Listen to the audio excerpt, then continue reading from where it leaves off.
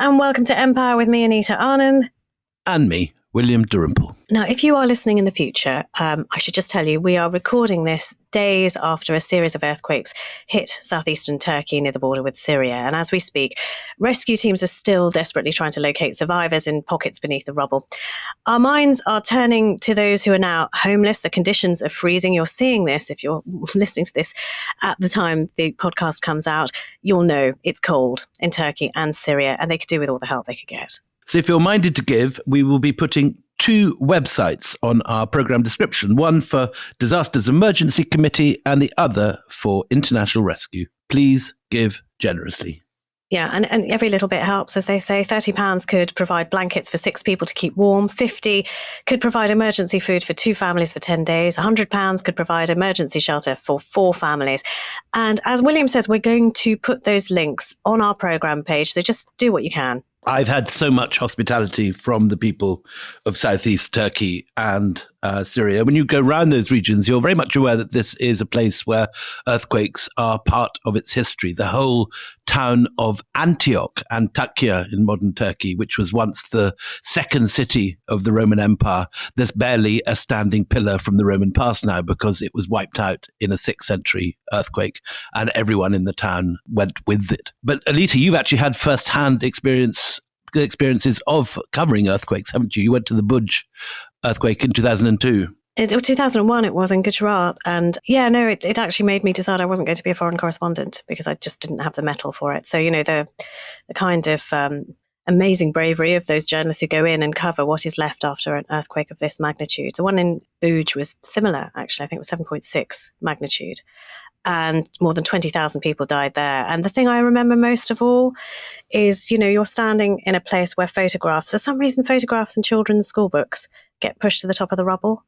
And all you see is sort of like the handwritten scrawl of small people who aren't here anymore. So it's awful. And so awful for those who survive. The trauma for those people who have to now piece their lives back together. One thing I remember very, very clearly is a woman in Buj who was just so traumatized.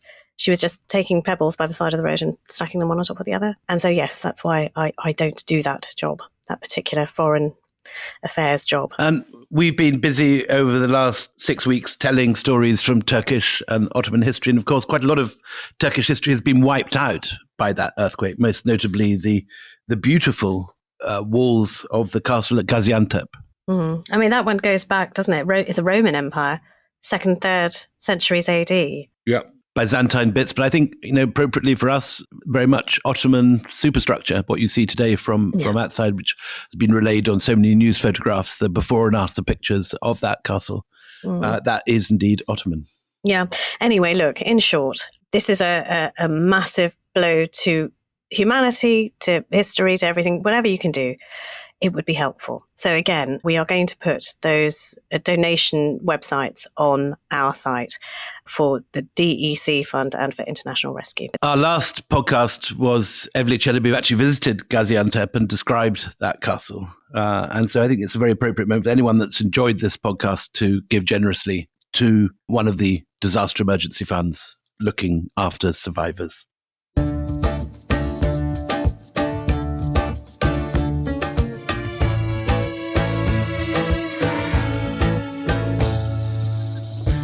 Hello and welcome to Empire with me, Anita Anand. And me, William Davenport. Now, William, last week we got quite immersed in the mad world of Evliya Çelebi. Who I've been reading this week. I have to say, it's available in an Eland book, The Highlights of Evliya Çelebi, published by our friend Barnaby, who was on a month ago on this podcast. And I highly recommend it for anyone, particularly anyone heading towards the Mediterranean this summer. It's a wonderful read. It's disgusting, by the way. It is. Can we just for a moment just dwell on the fact it is just filthy? There are bits of it which are filthy and disgusting. And I, again, would like to apologise for those who ventured it. We did warn you. We warned you. So those people who've been in touch on Twitter saying you can't eat a chicken sandwich anymore, that is not our fault. We have nothing to answer for there. So, you were told. Anyway, this week we have another travel writer who has no chicken-related stories, and you can tuck into all the chicken momos or sandwiches that you wish this week without any difficulty, because we have the wonderful Lady Mary Wortley Montagu. Okay, we have the wonderful historian and travel writer Katie Hickman here with us to discuss Lady Mary Wortley Montagu, that's how you say it quickly, who is this extraordinary creature of the 1700s. Now, why should we be concerned, Katie Hickman, about somebody who I consider to be my kind of gal, really? Well, she was lots of things, but she was our first female travel writer, apart from anything else. And she wrote a series of letters from Constantinople, which made her not famous in her day, but very, very famous indeed after they were published after her death. And you've written beautifully about her in your book, Daughters of Britannia, and you've actually amassed quite a few wonderful women. She's on your front cover. She is on my front cover. She absolutely is. Not only on my front cover, but she's on my front cover dressed in Turkish dress. And the extraordinary thing about that painting, I think it's a beautiful painting, but when I was sort of wondering whether I was going to use it or not, all the men who looked at it went, "Oh my God, she's so ugly." Oh. And all the women said, "Oh my God, she's got the most interesting face I've ever seen." Well, you obviously had a male designer in your American edition, because they've cut her head off. And what you see is Lady Mary's sort of headless body. You see her chest in the American. That can't be right. Oh, I think someone needs to have a word with somebody. Katie, let's go back to her. So she was born in 1689, and Lady Mary spent her early life in England. What kind of child was she? Well, she was born into this incredibly aristocratic family. So she was born Mary Pierpont. Her father was successively an earl, a marquis, and then a duke. And her mother was also very aristocratic. She was a daughter of the Earl of Denbigh and also extremely rich. So Lady Mary was born into, not so much with a silver spoon in her mouth as a solid gold ladle in her mouth. Aristocratic, rich. And when she was young, she was also supposed to be very beautiful. And so she had all these incredible blessings. But there were two things about her. First of all, she was born a woman, and she was born very clever. And clever women in the early 18th century, got a pretty raw deal because nobody thought that their education was very important. And so she was hardly educated at all when she was very young. She said she had one of the worst educations in the world. And so although she became extremely literary, she was totally self-taught. To the degree that, she had read all of the playwrights and novels and so forth by the time she was about 14, and became obsessed with Ovid's Metamorphoses and had to teach herself Latin. Under her bed sheets at night with a torch? No, she's in a cupboard, but also she had her dad, who, do you mind me saying, sounds like a proper git, yes, just didn't think so. That she was worth educating. But he had a very well-furnished library, so he was one of those sort of leading Whigs of the country, so he, the outward appearance of being literary. But she writes that, between 10 a.m. and 2 p.m, nobody would go in there or be in the house, so she would just have free reign of this library and actually read books that were untouched. So you can and her greatest ambition was to be an abbess, so she could just sit in a corner and read and learn things. Yes, and not be bothered, and not have to marry if she didn't want to. But the thing so this is a bit of a kind of dogleg fact, but it's quite an interesting one, that the only thing that she was really taught in a solid way was the art of carving.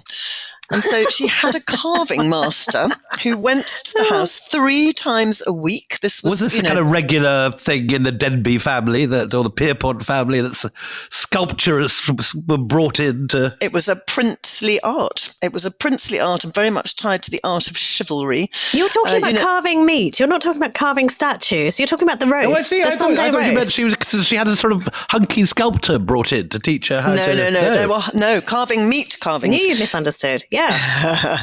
And there were whole manuals given over to the correct way in which you would carve your, chickens, fowl, fish, an ordinary meat as well. And so she was very, this was something that in an aristocratic household, you had to have somebody who was able to, it was a sort of performative art. It was almost like a piece of theatre. So she wouldn't dine with her father and his political friends, but she would be brought in to do this piece of sort of performance art almost. And this was a strange fact that I discovered the other day, that there is something called the Hereditary Grand Carver of England.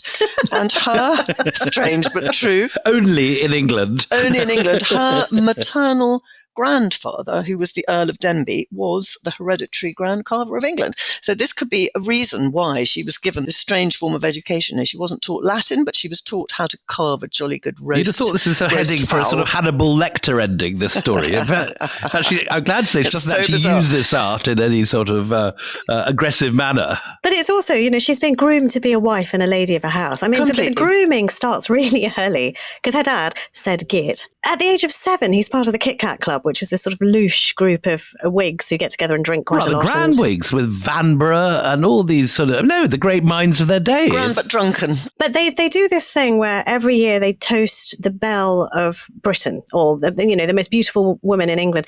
And they toast her, the finest filly, age 7.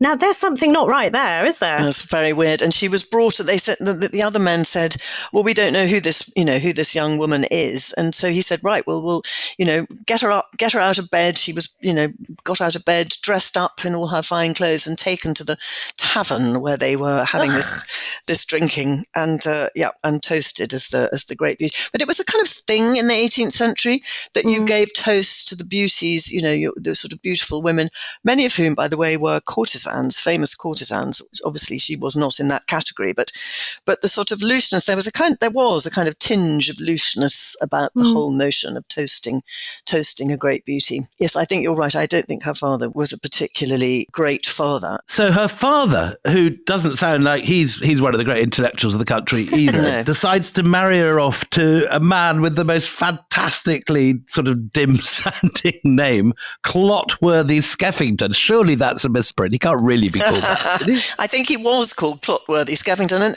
And interesting, almost nothing else is known about him. I think, that people are so stunned by his name when they hear it that they forget all other facts. I think he was the heir to an Irish peerage. And anyway, Lady Mary really did not want to marry this man. She said she'd rather give her hand to the flames, in other words, give her hand to the flames of hell than be married to this man.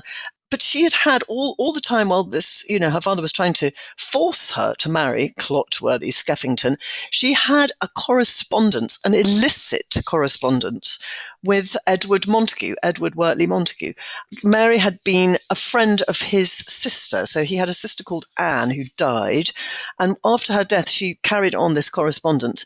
And it's a sort of curious thing because they debated for several years whether or not they were going to get married. And he did, go to her father and say, there were sort of marriage negotiations started, but they stumbled on sort of the financial details. But they were haggling over how much money. Haggling over her, absolutely.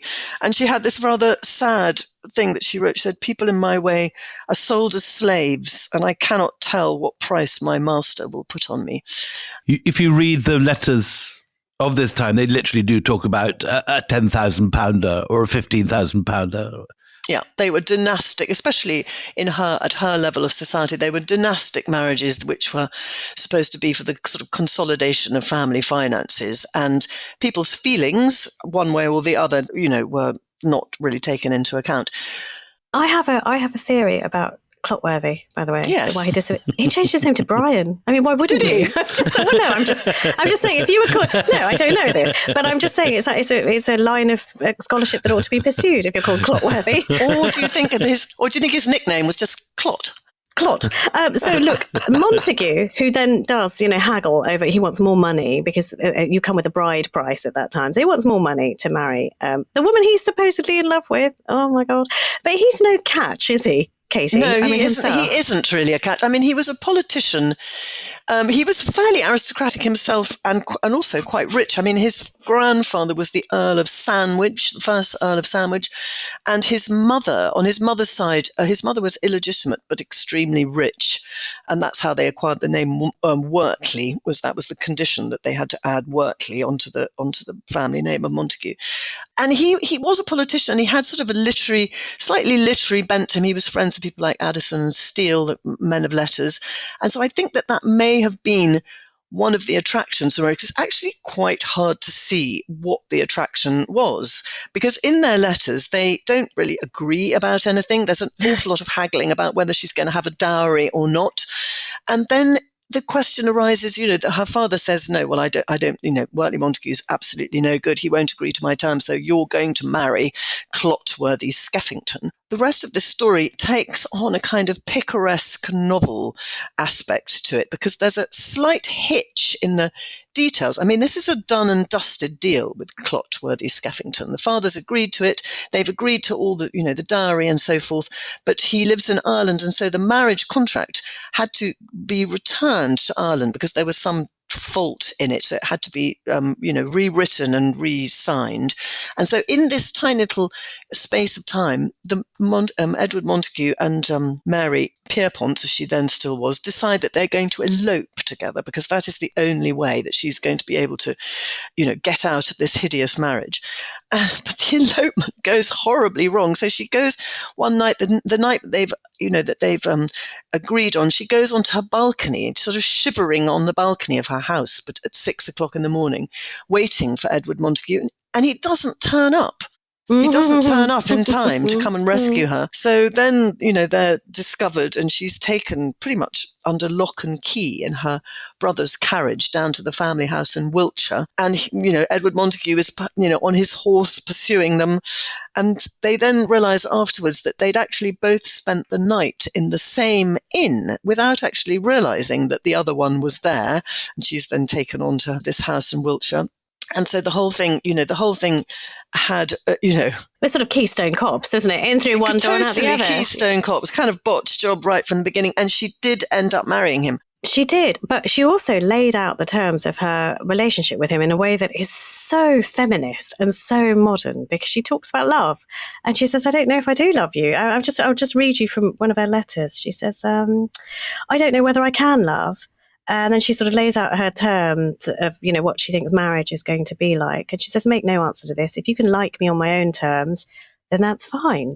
And that's amazing, isn't it? Yes. She knows what she wants.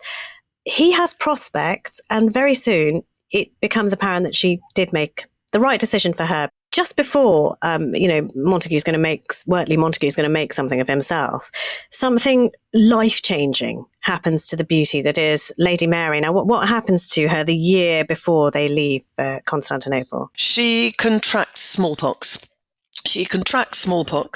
And which the year before has killed her brother.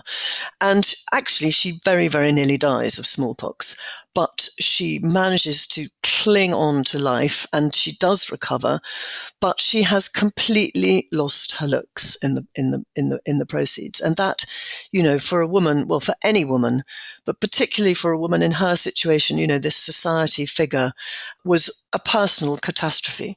And there were, incredibly cruel things were written about her. Cruel things written by her friends, Katie. I mean, so first of all, just tell us about her circle of friends. She had some really influential names in her circle who were completely beastly to her at this point. So when she finally came to London, having languished in the north of England for quite some time at the very beginning of her marriage, which was really a disaster. I mean, it was a completely loveless marriage after, despite the elopement.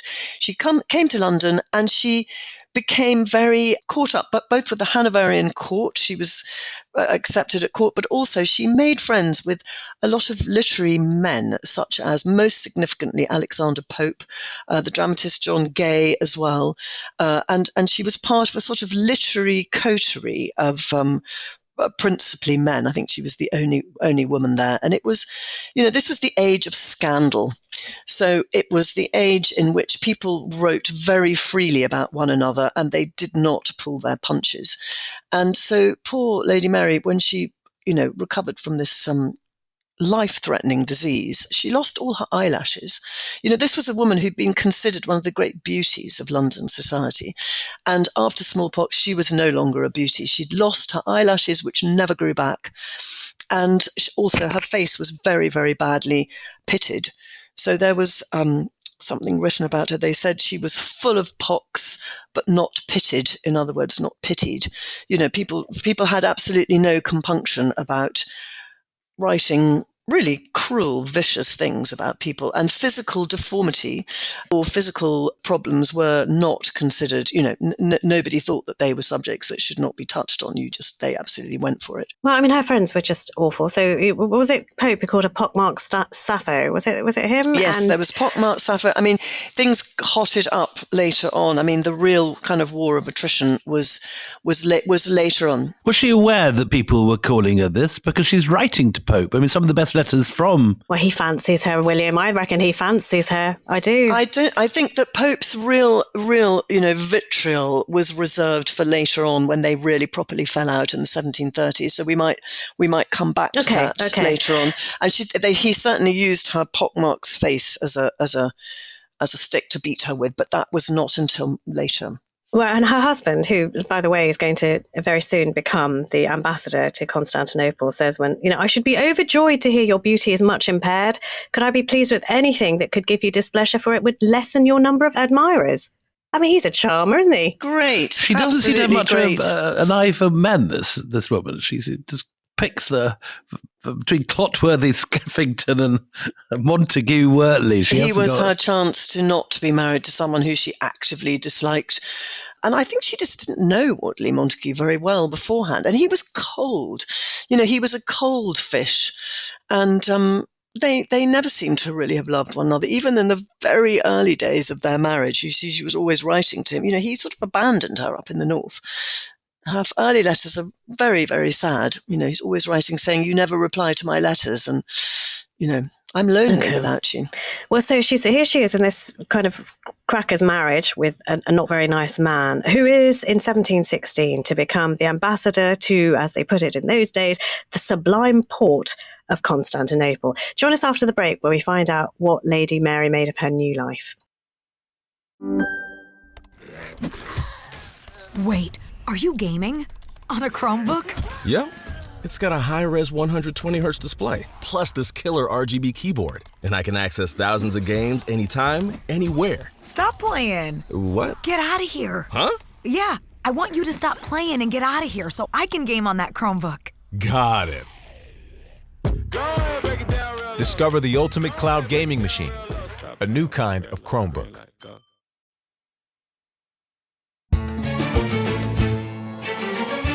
Welcome back to Empire, where we're talking to the wonderful Katie Hickman about Lady Mary Wortley Montagu. And just as we come back, her husband, who we all hate, has been made the ambassador to the Ottoman Empire, to Istanbul.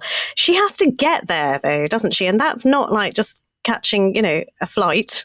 It takes a while. It was an incredibly... She lands at Rotterdam, that's the initial... dangerous journey. Rotterdam, then they made their way, over Europe to Vienna, and she spent quite a lot of time in Vienna amongst the ladies, writing wonderfully well about their monstrously large headdresses that were a yard high and covered in gauze, and the faces painted and everything. She writes really well about the court of Vienna. She's a fantastic writer. This is the first thing we should say. She's a wonderful writer, yeah. We should just actually say, possibly at this point, that, they are allegedly letters. They're not really letters at all. She used the letters that she wrote home to her friends and to her family, but they were heavily edited, intercut with sections from her journal. She really crafted that what we have as apparent letters were crafted in it. They're highly, a lot of artifice went into creating them. Will you read a little bit of that journey, please? Because she does make this rather... again, you very wisely reminded us, this is the time of the Habsburgs. This is the time of great political flux and a time of war.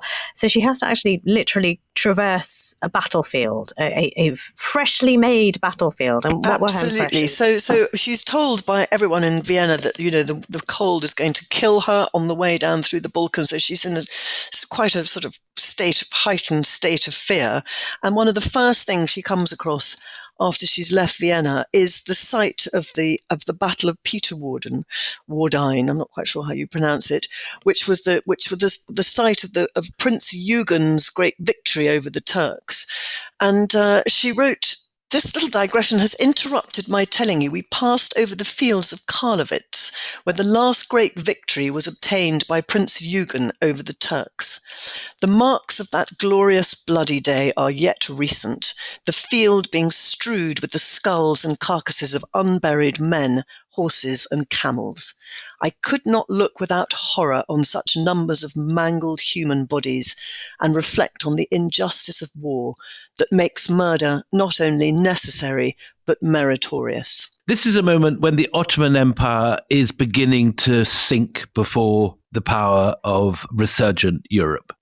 We've seen the Ottomans expand into Europe at the beginning of this series, but this is now the moment of the beginning of the contraction.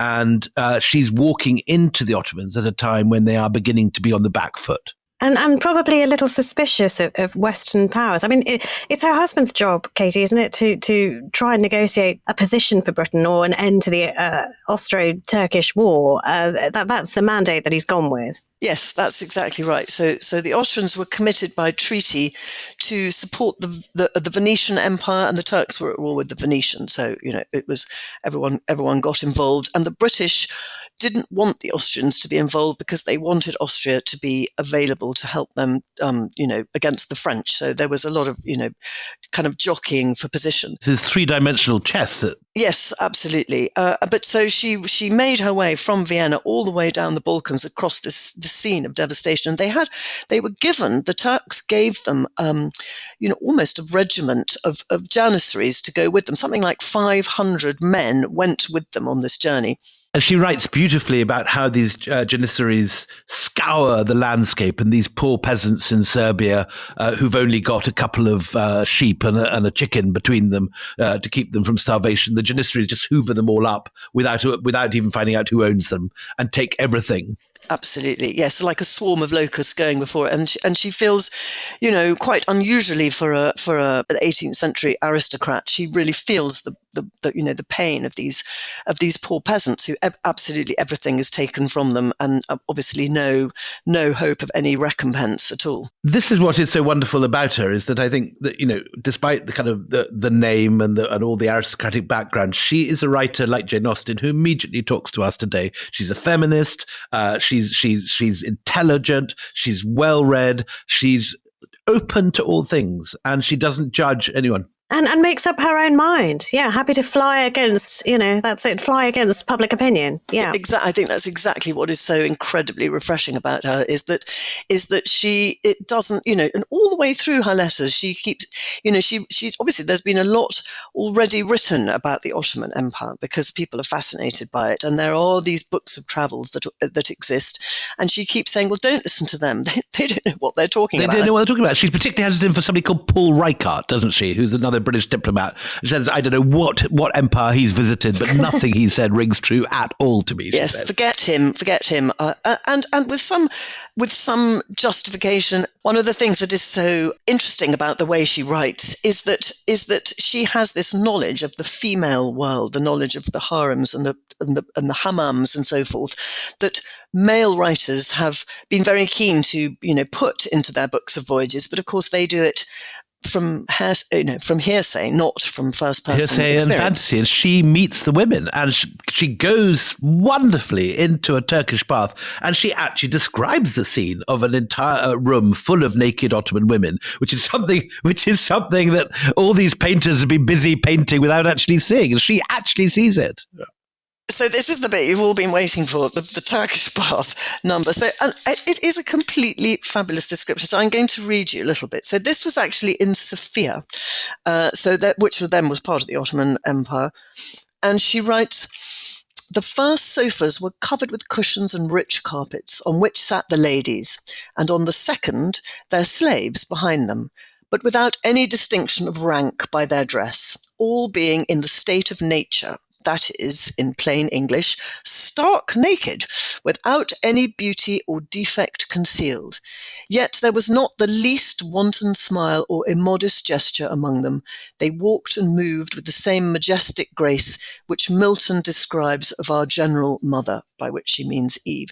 And I should say that at this point she is herself fully clothed, because of course it's not in her cultural, makeup to take her clothes off. So she goes on to say, "The lady that seemed the most considerable amongst them entreated me to sit by her, and would fain have undressed me for the bath," because she was fully clothed. "I excused myself with some difficulty.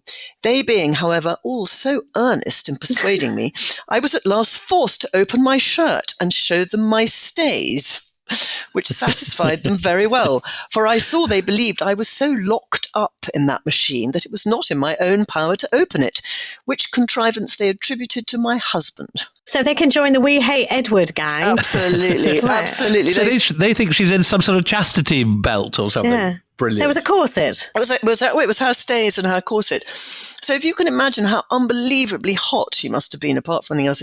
I'm sure you've both been into Turkish, into hammams. I mean, the temperature gets very, very, very great indeed. So she was sitting there sweating profusely and refusing to take her clothes off. But it's not a titillating description at all. She's just telling it like it is. Very matter of fact. Very matter of fact. That if you go into a hammam, that is exactly what you find. What I was very impressed by her writing is that it's both very, very smart. For example, her political analysis. She says, and most modern historians would completely agree with her, that the government in the Ottomans, the real power lies partly with the ulema, with the Islamic establishment, and partly with the janissaries, not with the Sultan. And of course, this is proved right in the years to come, because you see endless janissary revolts during the 18th century, and sultans deposed by them. And she preempts this with this observation. She understands politically from her travels and her conversations with people exactly what's going on. But she also has an eye for beauty. She understands the beauty of a Turkish garden. Yes. She talks about how much Turks value their gardens and the value put on a good gardener, for example. Absolutely. And of course, this was the tulip age. A great moment in Ottoman art and in Ottoman garden. Absolutely. Absolutely. No, she was completely alive to the aesthetic, the aesthetics of it. And she really fell in love with Turkey, I think. She writes with great, it's a sort of quite joyful and sort of, she's come from this rather repressed world, or repressed for a woman, with the things that women were able to do. And she's sort of liberated by being away from everything, as all the best travel writers write in those. Yeah, she's a travel writer, but she's also, as William was saying, just an unembellished journalist as well, because she writes, and I wonder whether she knows how important what the observations are that she's making, because she often comments, "Don't believe what people are saying to you about the Ottomans, because this is a really mixed society." She says about, sort of some of the most powerful people here in Istanbul are the Jews. And, that wouldn't happen in our country. She sort of flagrantly comes out with political comments. She also is very good in her way that she goes against Western preconceptions about how oppressed Islamic women are. Yes. And this is something which is as needed today as it is in her time. And she describes how that they are much more free than her, she says, that she cannot leave her house without someone seeing her or following her or knowing where she's going. But she says that counterintuitively, that wearing a veil or being in burqa allows anonymity and allows the women to pursue affairs and do whatever they like without their husbands being able to follow them.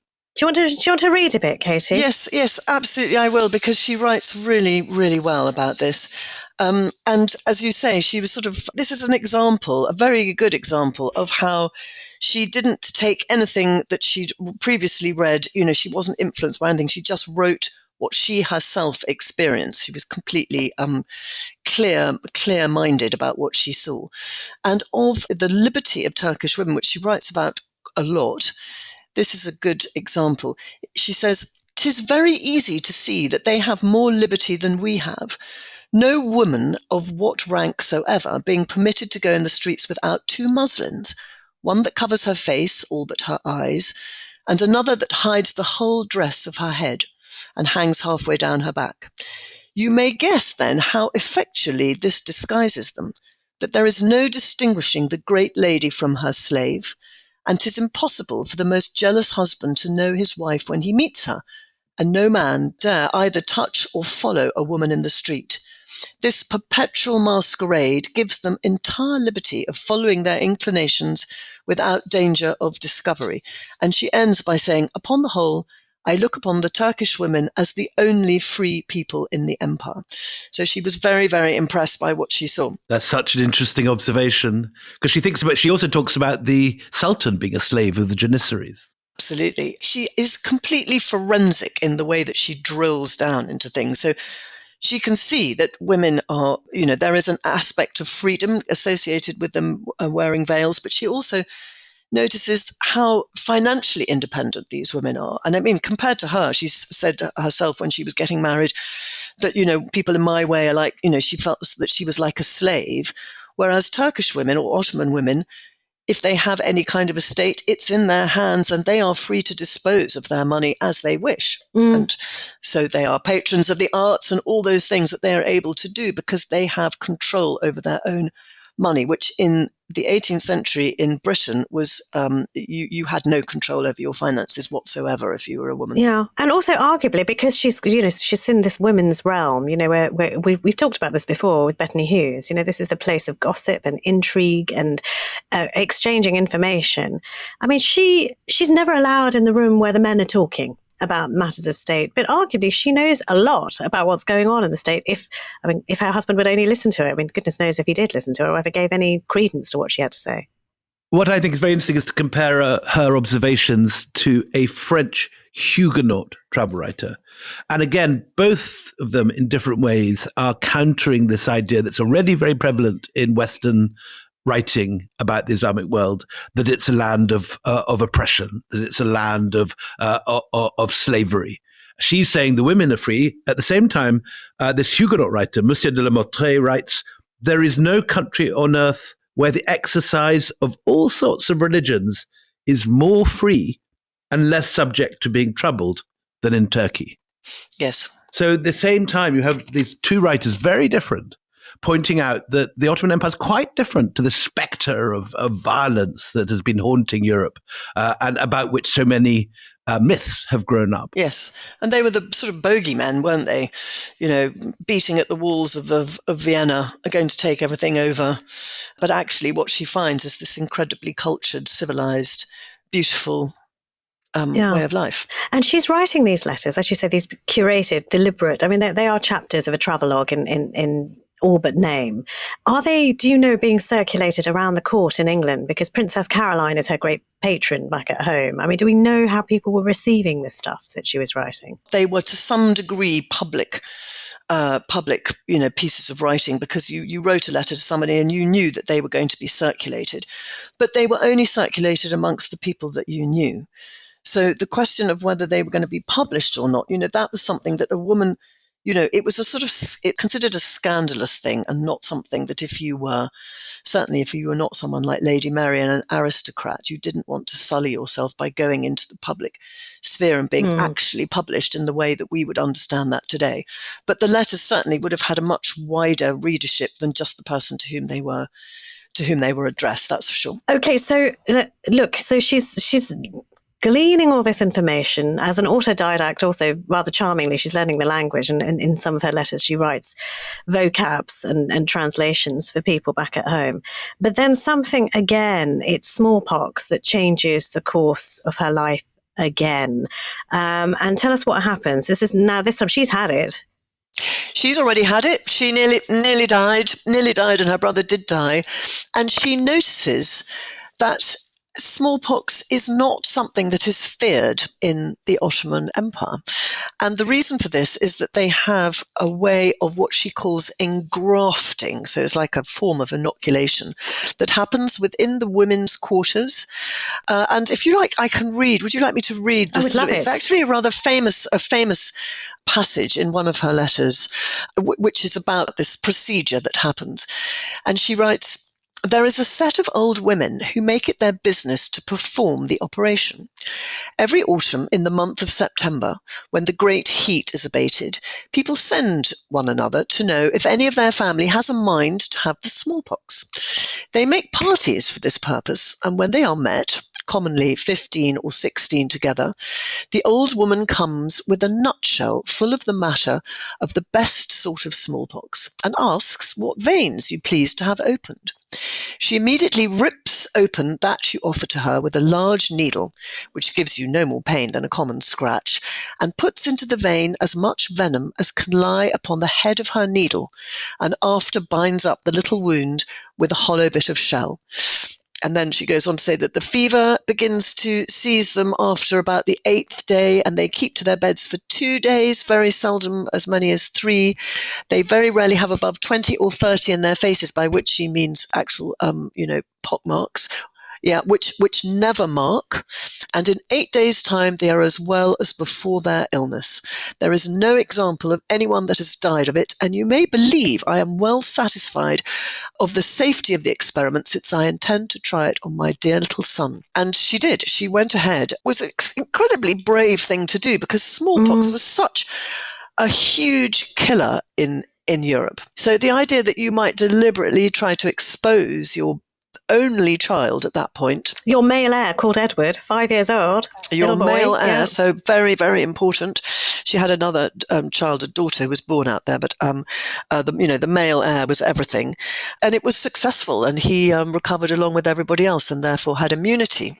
Yeah, I mean, it's interesting though. I mean, because little boy. I mean, I think this is just a really interesting moment in her life. The little boy is there. There's an elderly woman. They were normally Christians who came over and did this walnut shell engraftment. So they'd have a bit of pus in their little walnut shell, and they would take a little knife and they would make a little.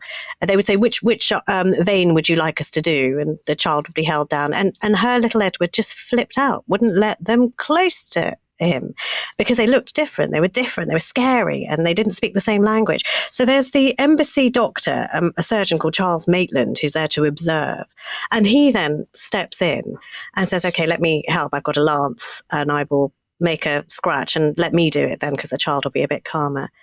And that's all he does. I mean, it's basically their operation, it's their idea. But he then will go and take quite a lot of credit for this, that he's the man who sort of does the engraftment. This would have huge repercussions, later on when she returns to London. So they returned in 2 years later in 1718. In 1721, there was a huge smallpox epidemic, and lots of Lady Mary's friends and acquaintances all died in it. And, London's social life, almost as important, came to a complete standstill. And so she decided that she was going to publicly inoculate her daughter. She was going to try to bring this procedure and show her fellow countrymen this procedure and how it could work. So she arranged to have her little daughter inoculated, and the same doctor, Dr. Maitland, stepped up and performed it. But in front of an audience, they were like an audience. They had witnesses, because people were so sort of, they couldn't believe that someone would deliberately do this, expose their own little child. I think she was only about 3. She was 3, and she didn't ask Edward. She just did it behind Edward's back. She just did it. It gives you some idea of the state of their marriage. So there's an audience there of blue bloods who are watching this procedure, and the little girl has an engraftment, and they all witness. They see that she is ill for a little while, and then she gets better, and then it becomes all the rage in the court, to the point where the Princess of Wales decides to do her own children. The Princess of Wales decides that she's going to inoculate her own children, but not until they've done a curious thing. It's very controversial, this whole engraftment. And so before that happens, they decide that they're going to engraft some criminals in Newgate Prison. In Newgate Prison, they have 3 women and 3 men. I don't know whether they volunteered or whether they were volunteered. What do you reckon? And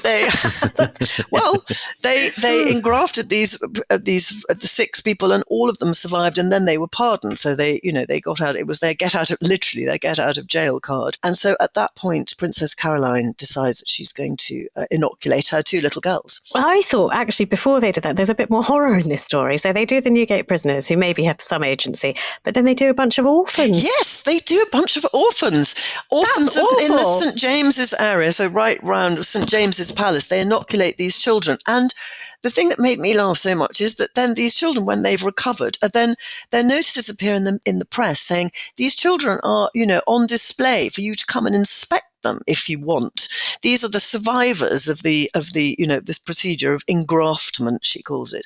So if you wanted to, you could go and you could have a look and see for yourself that they were hale and hearty and unmarked by the pox. And I think there was something, even the schoolboys in there was a huge kind of warfare in the media, which interestingly split down party lines. This has, there's a modern kind of tale in this. So anyone who was associated with the court, they approved of this procedure, but the opposition parties and the press associated them were furiously Well, they're anti-vax. Anti-vaxxers down party lines. So if you were a Whig, you thought it was great. If you were a Tory, you thought it was not disgraceful. Mm. What is interesting is that this is one of the last moments that you find Europe learning science from the Islamic world. This has been going on since, the 12th century when astronomical tables are brought in from Spain and so on, and Europe is learning mathematics, science, and astronomy from Islam. And by the 18th century, the academic boot is now on the other foot, and the direction of learning is beginning to be west to east. And you're finding the same in India, that there's, for example, there's an amateur astronomer called Thomas Dean Pierce, exactly the same time, in Calcutta, and he's hanging out with Muslim astronomers in Lucknow, and he finds they know about, is it an extra moon of Venus? But there's some detail that the Islamic astrologers know in the mid 18th century that's not yet known in Europe until Herschel builds a better telescope. But by the 19th century, this will have ceased to have happened, and it's again one of these transition moments where the Ottomans are teaching the West something. Yes, but if I can just add in there, that one of the things that made this procedure controversial was that it was considered to have been sort of, not that it wasn't scientific, but that this was a folk remedy. This was done by little old women in a harem. I mean, this is how it was interpreted in the West, that it was done by little old women in a harem.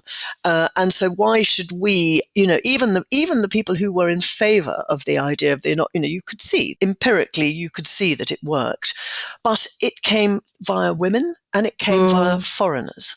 And so there was, in this sort of pamphlet war, and it really was a vicious war, there was one, shall I just read this one little thing, this man, William Wagstaff, because this just shows you the degree of racism and misogyny that there was surrounding this particular thing, which had been, introduced, the two principal women, Lady Mary and the Princess Caroline. So there was a female aspect to this that the men didn't like. And this man called William Wagstaff, who was a medic, wrote this pamphlet, and he wrote, "Posterity perhaps will scarcely be brought to believe that an experiment practiced only by a few ignorant women amongst an illiterate and unthinking people should of a sudden and upon slender experience so far obtain in one of the politest nations in the world, capital letters, as to be received into the royal palace."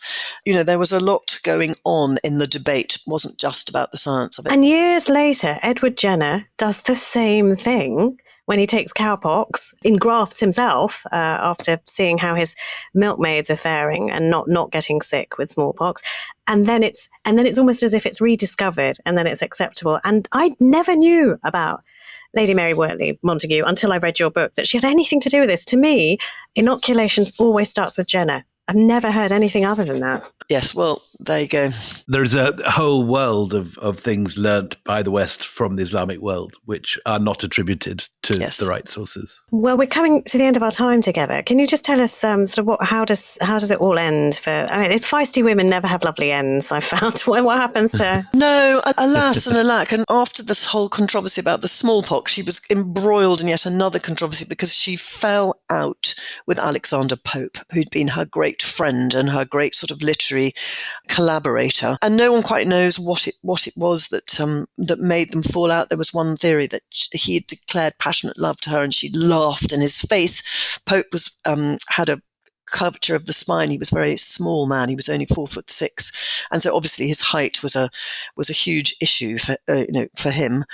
She's alleged to have laughed in his face, and he took great umbrage. But nothing was ever written down. There's another theory, I think probably put around by Pope, that she had borrowed some sheets from his house and had returned them unlaundered. Why this would spark a huge literary vicious campaign against one another, and she was very damaged by the sort of the crossfire that followed. So Pope really let rip, and he described her in the most horrible ways in several of his poems, including his great satirical poem, the Dunciad, where he lampoons a number of people, not only her, but he portrays her as being like a prostitute who's given venereal disease to her lover. I mean, they didn't pull their punches in any way at all, and she hit back anonymously because as a lady she wasn't supposed to go public, but it really did affect her reputation, and she ended up going to Europe. She ended up going and living in